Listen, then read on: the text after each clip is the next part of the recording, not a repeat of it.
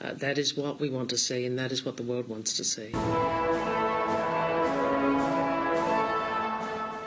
Don't think Australia is immune to this sort of thinking. Our own foreign minister, Penny Wong, has succumbed to this very same relativism, suggesting that the best result for the current Israel-Iran war, which has just had a massive development, is People like me swamping Australia. not for Iran's mullahs to be defeated, but rather for the conflict to be dialed down so the mullahs get to live another day while continuing to destabilize the entire Middle East through their terrorist proxies. I emphasise there is an opportunity, given what President Trump has said. There is an opportunity over the next 2 weeks for de-escalation, dialogue and diplomacy. That is what we want to see, and that is what the world wants to see.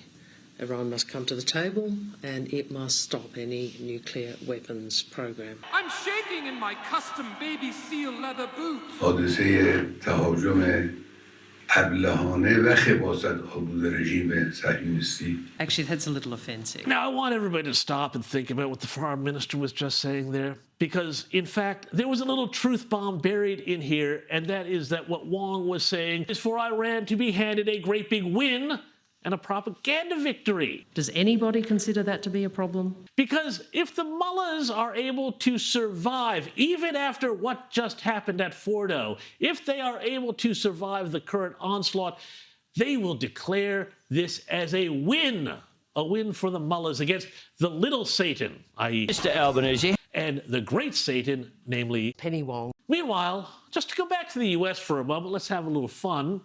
If you want to talk about authoritarianism, well, it seems that there is an authoritarian streak creeping into American politics.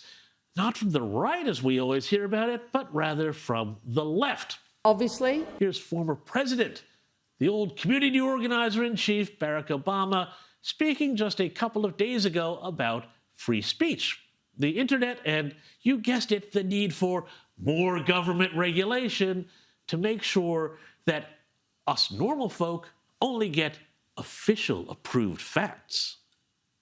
Part of what we're going to have to do is to start experimenting with Australians to get vaccinated. And how do we use social media in ways that reaffirm facts, separate facts from opinion. We want diversity of opinion. We don't want diversity of fact. By the way, it will require some government, I believe, some government regulatory constraints around some of these business models. That's misinformation. It is what it is, so yep. Ah, yes, where have I heard that before? You know, old Brack is sounding a lot like Jacinda Ardern, the COVID-era PM of New Zealand.